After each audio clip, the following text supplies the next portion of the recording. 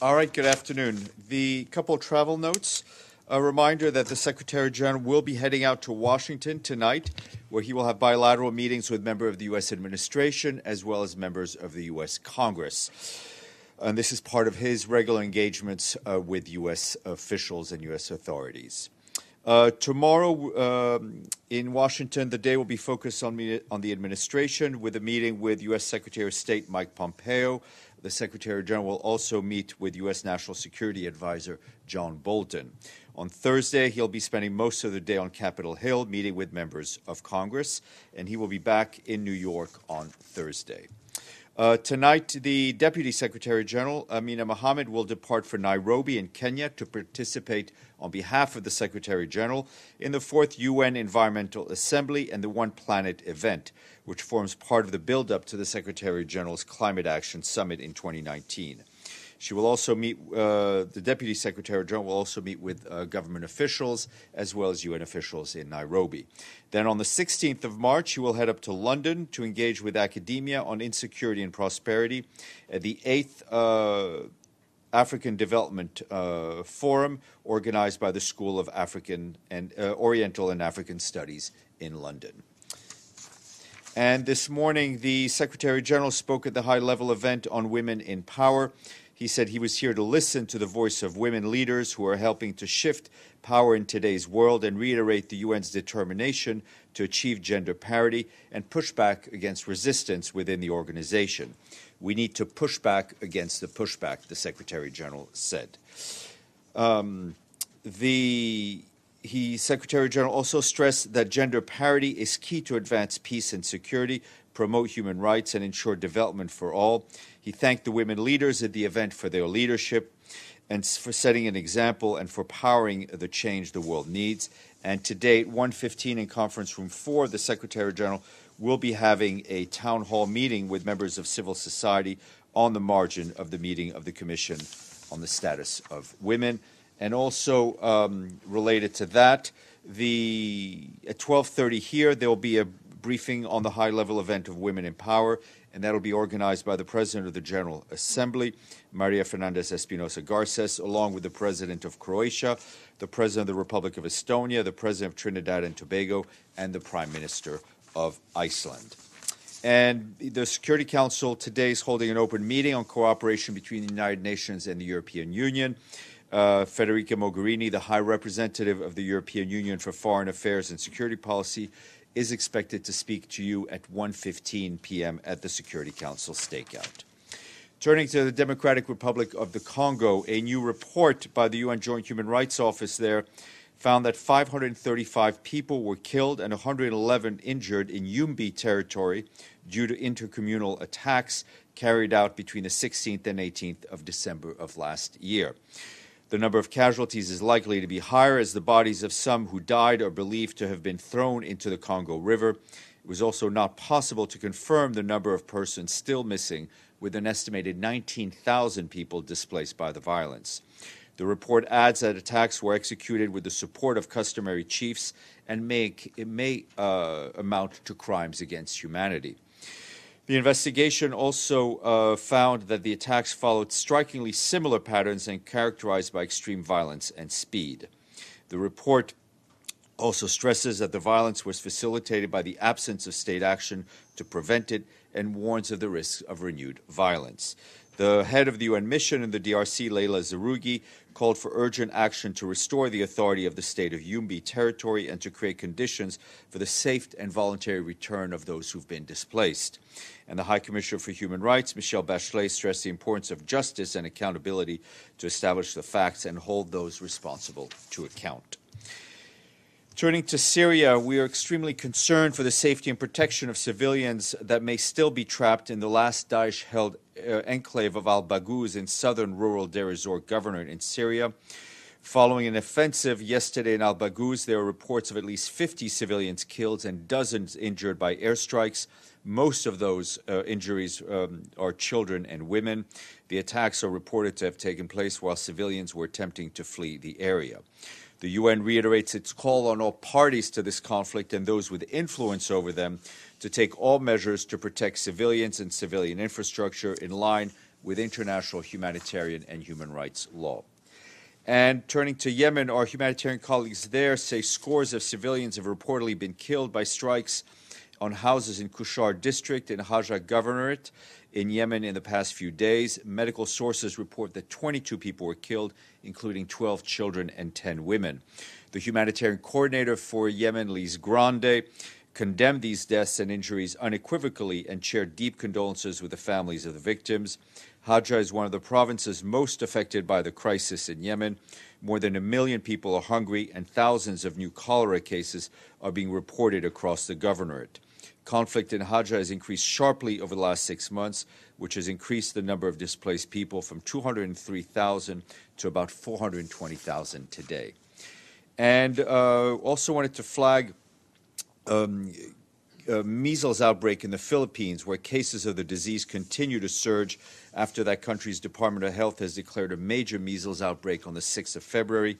The government is conducting mass immunization campaign, reaching so far 54% of its target to vaccinate all children between the ages of 6 and 59 months. More than 18,000 suspected cases of measles and at least 280 deaths have been reported since the beginning of the year, a 380% increase compared to 2018. UNICEF and the World Health Organization continue to provide financial, technical, and logistical support for the response, including vaccination campaign. And UNICEF is also helping to procure vaccines, and a reminder to vaccinate all of your children. And the report released today by the International Labour Organization says more than half the world's population lacks access to essential health care, and just 29% have comprehensive social security coverage. The report examined the implementation of social protection policies in 100 countries and found that only 68% of people of retirement age receive some form of pension, and in many low-income countries this drops to 20%. In addition, fewer than 60% of countries surveyed had benefits to ensure income security for children. And also today in Nairobi at the UN Environment Assembly, the UN Environment Programme launched its Global Resource Outlook report, which examines trends in natural resources based on our consumption patterns. The report says that extraction and processing of materials, fuels, and food make up about half of the global greenhouse gas emission, more than 90% of biodiversity loss. By 2010, changes in the way that we use land has already caused the loss of global species of approximately 11%. UNEP says that unless we urgently rethink the way we use resources, we are at risk of doubling our greenhouse gas emissions by 2060. This would entail a combination of extending the life cycle of products, intelligent product design, and standardization of reusing, recycling, and remanufacturing products. And in addition to the press conference I told you about, 12:30 p.m. here, tomorrow, 12:30 p.m., there'll be a briefing here sponsored by the Permanent Mission of Ukraine in the context of the CSW. And that will be with Natalia Mokriak and Olga Opriosko of the Azov Sailors Women Platform. And today we thank Mongolia, which has paid its budget dues in full, which brings us to how many? Bravo. Do you have a question or do you yield? Yeah, exactly. Okay, mademoiselle. Thank you, Stephane. The Secretary General, as you mentioned, will be tomorrow in Washington. And just yesterday, Mike Pompeo made some announcements about Venezuela. Will be part of their agenda to talk about specifically about the situation in Venezuela and possibly how the United Nations could assist. And then the second part of the question, Federica Mogherini just spoke at the Security Council, and she said that one of the main things that they're trying to do is to have an international contact group with Latin American countries and European countries after the meeting in Uruguay. Will the United Nations eventually be part of the contact group or collaborate in the process of this group that she's now mentioning, and also trying to get elections and try to avoid any sort of intervention? Sure. As you Okay, let me try to unpack all of your questions. The Secretary General and the Secretary of State will discuss a whole host of issues that are of mutual concern. We do expect to read out afterwards, and there may even be some sort of a media spray before the meeting. On the contact group, I've seen all the details, but I think the Secretary General was clear in the past that while he supports the various groups and international meetings that have taken place, the United Nations will not participate, has not participated to date in any of them, and that's really to keep his ability to offer his good offices, but he's very much, he supports all of these efforts that are trying to bring some sort of calm to the situation. Yep.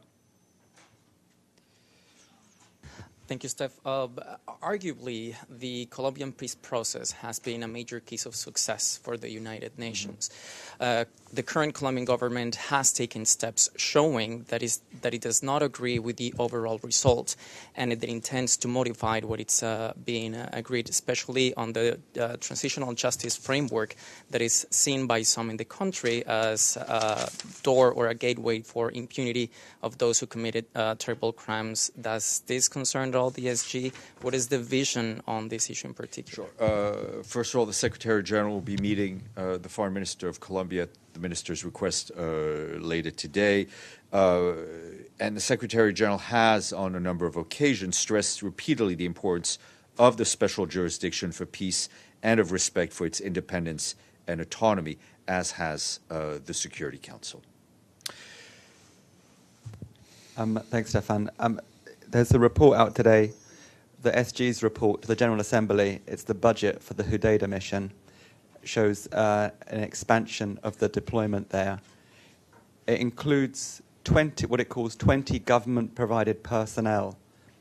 Can you clarify what this is? It's 20 individuals who are being provided by the Hadi government to the UN to work as part of the UN mission in Hudaydah? It's an extremely valid and good question. I unfortunately have not studied the budget document with the level of detail that you have. Let me take a look at it and try to answer it in a way that is actually correct. Yes, Nabil, and then Masood.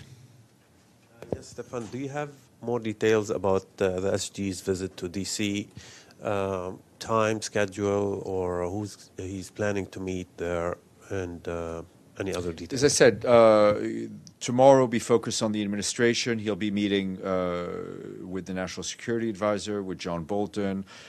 He will be meeting with Mike Pompeo, the Secretary of State. On Thursday, there'll be various meetings in Congress with representatives of both parties.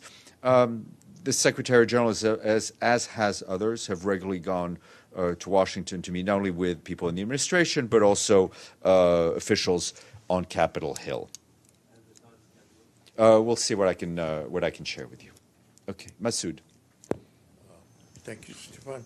On this UN rights expert who said there should be an end to purgatory of international inaction facing the Rohingya, refugees. Do you have any reaction to that as to what he really meant by that inaction? Well, I'm not a good interpreter of people's thinking, especially when I don't speak for them. So I think you should refer your question to the Special Rapporteur. Obviously, I think the Secretary General and his representatives on the ground have repeatedly expressed their concern at the situation in Rakhine State, the ongoing violence, and also the plight of the more than 700,000 Rohingya refugees who have been hosted generously for Bangladesh, and the need for full engagement with the government of Myanmar to try to create the right conditions in Rakhine State so we can have a voluntary return of people who may want to go home. He's talking about inaction on part of the international community. Does the Secretary General agree with that assessment? Again, I'm not going to comment on what the Special Rapporteur says. She's free. Her mandate is clear, and she is supposed to say what she thinks. We say what we think. Great, thank you. And there is a reminder. There's a press conference at 12:30.